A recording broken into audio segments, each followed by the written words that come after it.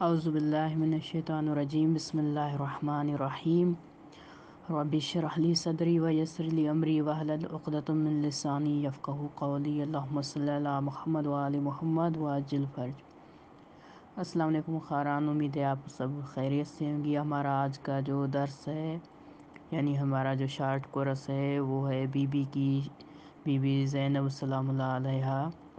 کہ ان کی شہادت کے موقع پر رکھا گیا ہے۔ 15 رجب کے دن کا سورج اہل بیت علیہ السلام اور ان کے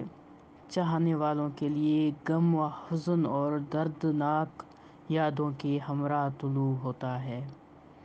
تو اس حوالے سے آپ لوگوں کو سب کو تعزیت پیش کرتے ہیں، بالخصوص امام زمان علیہ السلام کو، کہ یہ وہ دن ہے جس میں ثانی زہرا حضرت زینب سلام اللہ علیہا نے اس دنیا کو ہمیشہ کے لیے خیر باد کہا۔ روضہ مبارک حضرت عباس علیہ السلام کا ادارہ امام زمانہ، مرجع اعظام، علماء کرام اور تمام محبان اہل بیت کو حضرت سیدہ زینب سلام اللہ علیہا کی شہادت کے موقع پر پرسہ پیش کرتے ہیں، اور اس کی مناسبت کے حوالے سے حضرت زینب کی زندگی کے چند پہلوؤں کا ذکر کرتے ہیں۔ حضرت زینب سلام اللہ علیہا کی ولادت بسعادت اہل بیت نبوی سے مربوط ہمارے حقیقی اسلام کی تاریخ میں بہت سی ایسی عظیم خواتین کا ذکر ملتا ہے کہ جنہوں نے اسلامی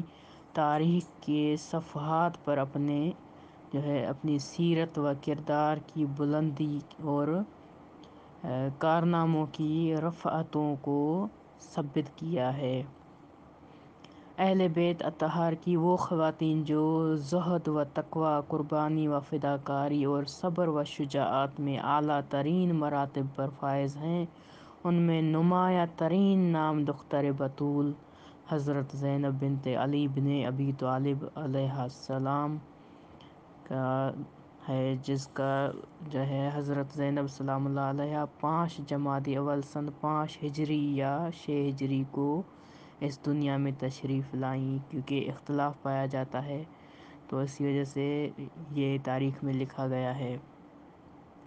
اور ایک روایت کے مطابق آپ کی ولادت شعبان کی 6 ہجری ابتدائی کے دنوں میں ہوئی۔ حضرت زینب سلام اللہ علیہا کی